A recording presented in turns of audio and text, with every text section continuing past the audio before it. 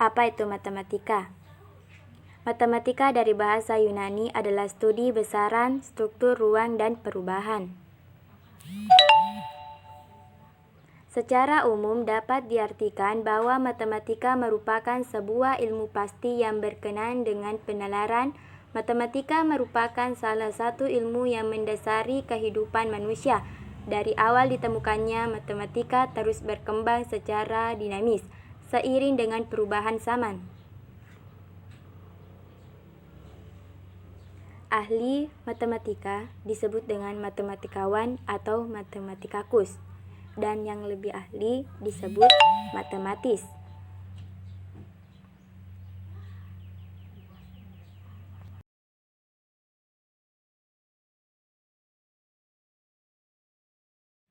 Matematika dapat diterapkan dalam kehidupan sehari-hari, seperti dalam jual beli atau perdagangan.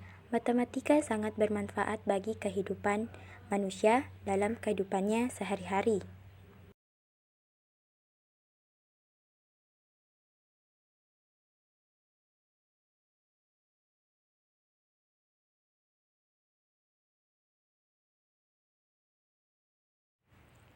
Matematika memiliki beberapa cabang, yaitu geometri, aljabar, statistik, trigonometri, kalkulus, dan aritmatika.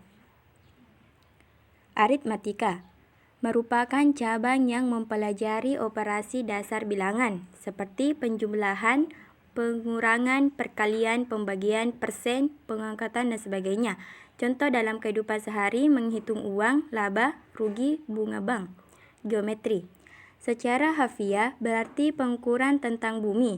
Cabang matematika membahas tentang bidang, bentuk, ruang, volume, luas. Cabang ini banyak dikuasai oleh para insinyur, arsitek, ilmu yang membahas bentuk, bidang, dan ruang suatu benda.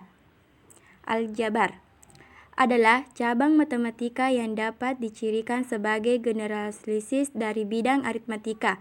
Aljabar juga merupakan nama sebuah struktur aljabar, abstrak yaitu aljabar. Aljabar juga merupakan nama sebuah struktur aljabar, abstrak yaitu aljabar dalam sebuah bidang. Trigonometri secara bahasa, trigon berarti 3 sudut, metri berarti mengukur. Cabang ini membahas tentang sudut segitiga dan fungsi trigonometri, seperti sinus, kosinus, dan tangen. Kalkulus secara bahasa, kalkulus, bahasa Latin, artinya batu kecil untuk menghitung. Cabang ilmu matematika yang mencakup limit, turunan, internal, integral, dan deret tak terhingga. Statistik cabang ilmu ini mempelajari tentang teknik pengumpulan, pengolahan, dan penyajian data. Ilmu ini sangat bermanfaat dalam melakukan penelitian yang melibatkan angka. 1. Thales 624 sampai 550 sebelum Masehi, matematikawan pertama yang merumuskan teorema atau proposisi. Tradisi ini menjadi lebih jelas setelah dijabarkan oleh Euclid. Yang kedua, Pythagoras. Pythagoras adalah seorang ahli matematika dan filsafat berkebangsaan Yunani yang hidup pada tahun 569 sampai 475 sebelum Masehi.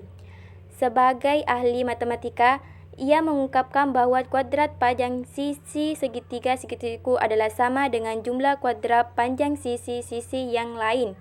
Yang ketiga, Socrates 427 sampai 347 sebelum Masehi.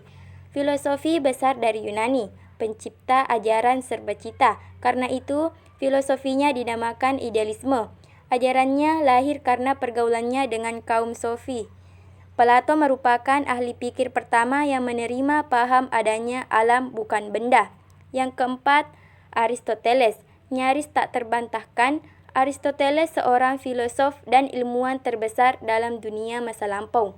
Dia mempelopori penyelidikan ihwal logika, memperkaya hampir tiap cabang falsafah, dan memberi sumbangsi tak terperkirakan besarnya terhadap ilmu pengetahuan.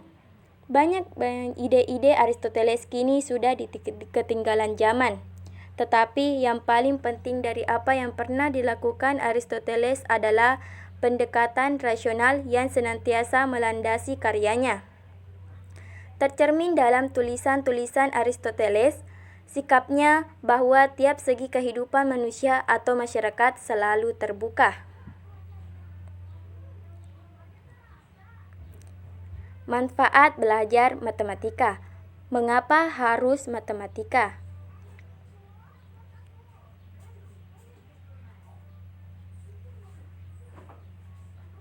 Yang pertama, selama ini banyak orang yang menganggap bahwa matematika itu hanya berkaitan dengan angka-angka dan berbagai jenis rumus yang kaku, padahal sejatinya tidak demikian. Di samping berhubungan dengan angka-angka dan rumus-rumus yang bersifat tersurat, ternyata matematika lebih dari sekedar itu. Nah, kalian pasti masih kebingungan, bukan? Silahkan simak beberapa manfaat belajar matematika dalam kehidupan kita. Yang pertama,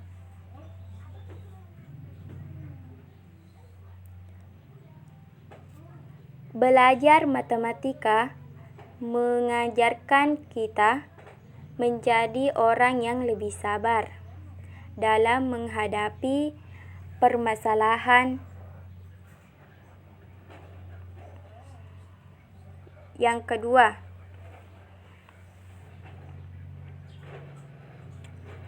matematika juga bermanfaat. Matematika membantu kita membentuk pola pikir yang logis dan rasional. Dan yang ketiga,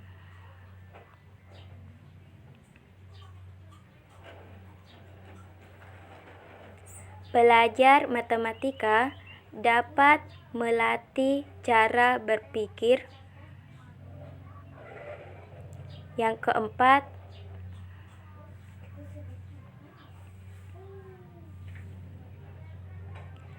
cara berpikir matematika itu secara deduktif. Kesimpulan didapatkan dari hal-hal yang bersifat umum. Yang kelima,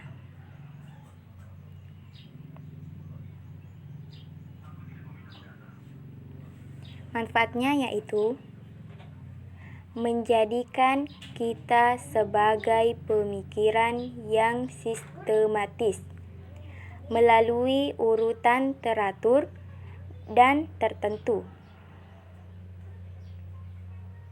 Dan yang keenam,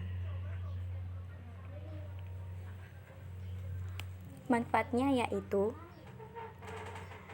belajar matematika melatih kita menjadi manusia yang lebih teliti, cermat, dan tidak ceroboh dalam bertindak.